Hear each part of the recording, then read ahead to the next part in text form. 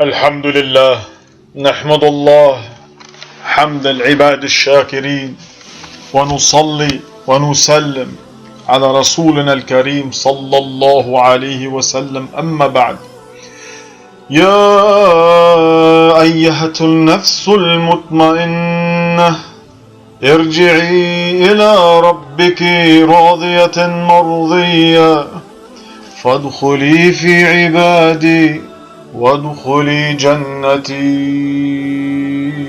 To the righteous soul it will be said, O soul at peace, return unto your Lord, well pleased and well pleasing.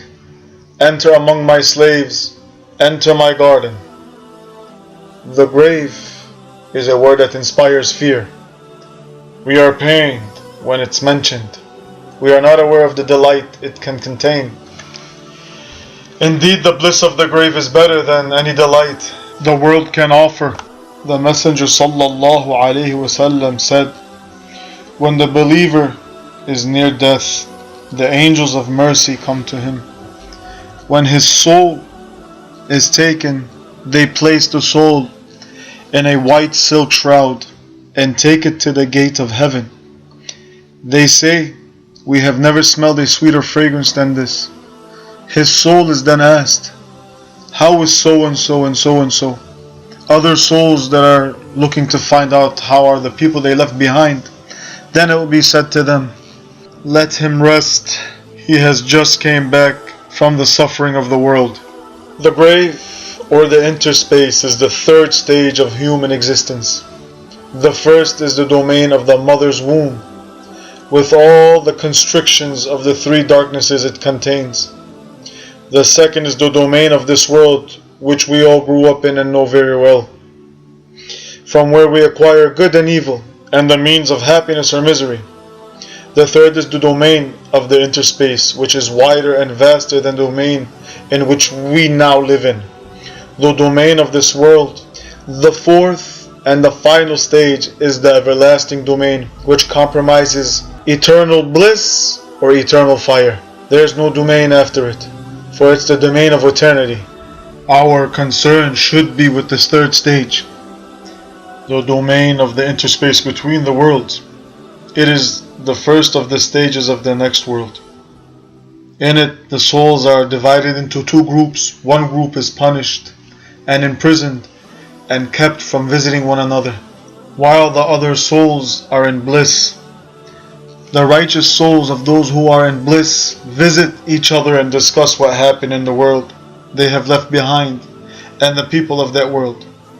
Every soul keeps company with those of friends who acted in similar fashion, in characteristics and manners.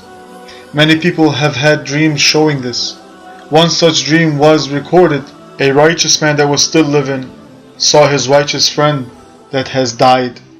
And when he seen him in the dream, he said, by Allah, may Allah have mercy upon you. You have suffered for a long time. And the man that has passed replied back, this is true, but Allah subhanahu wa ta'ala followed it with an unending delight. He asked, what is your situation?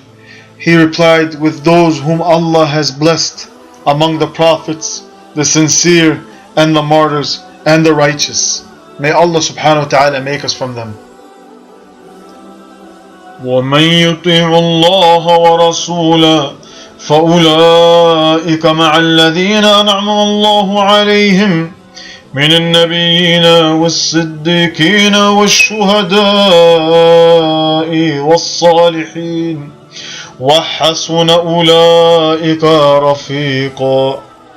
And whoever obeys Allah and the Messenger sallallahu alayhi wasallam, those will be with the ones upon whom Allah has bestowed favor of the prophets, the steadfast, affirmers of truth, the martyrs and the righteous, and excellent are those as companions.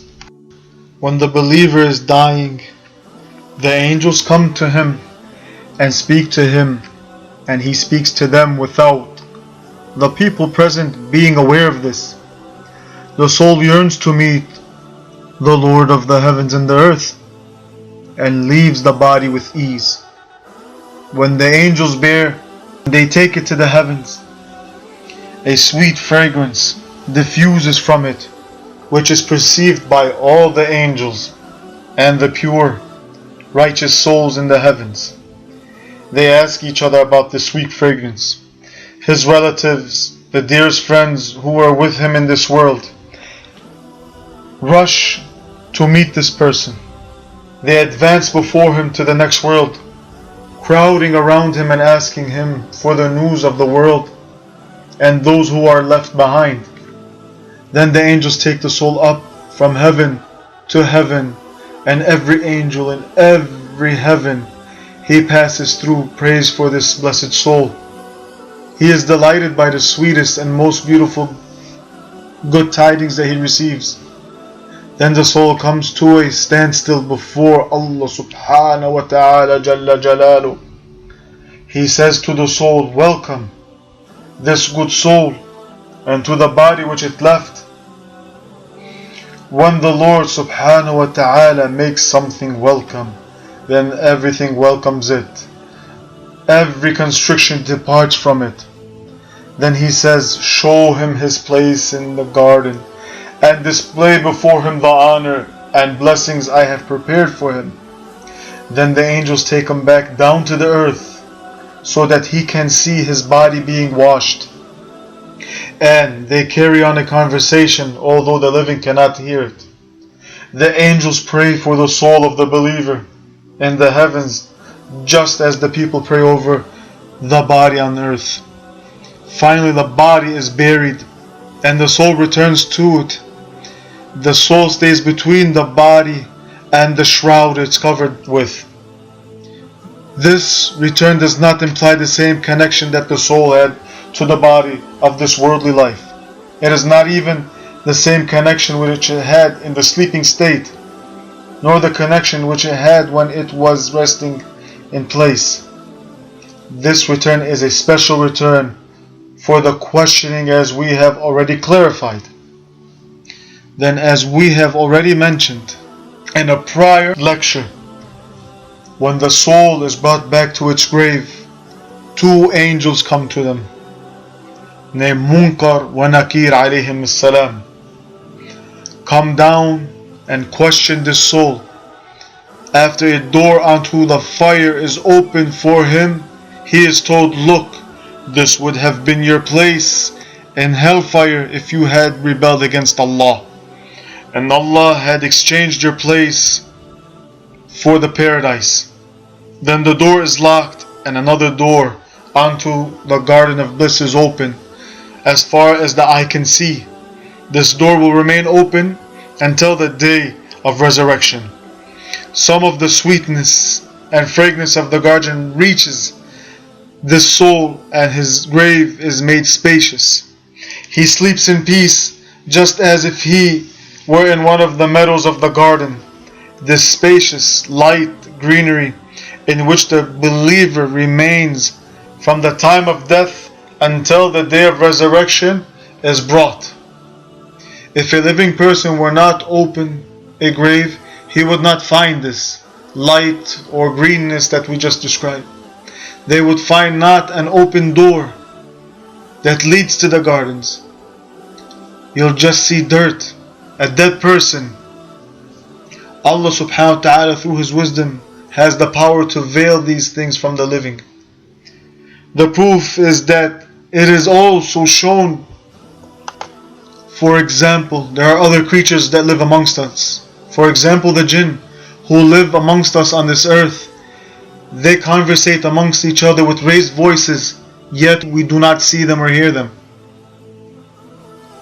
Allah subhanahu wa ta'ala has given the inanimate objects awareness and perception by which they glorify Allah subhanahu wa ta'ala. The stones fall down out of the fear of Allah. The mountains and the trees prostrate. The pebbles, water, plants, subhanahu wa ta'ala. All this is going around us, but we're not aware of this. Allah subhanahu wa ta'ala says, there is nothing which does not glorify His praise, but you do not understand their glorification. the companions heard the food that was being eaten, subhanallah, that was because the companions had a transparency of heart that does not now exist among us. All these things are a part of the world, and yet we are in complete ignorance of it. A very vast topic. Allah subhanahu wa ta'ala knows better and best. May Allah make us steadfast and be pleased with us, and He opens up the gates of the gardens for us. Allahumma salli ala Sayyidina Muhammad walhamdulillahi rabbil alameen.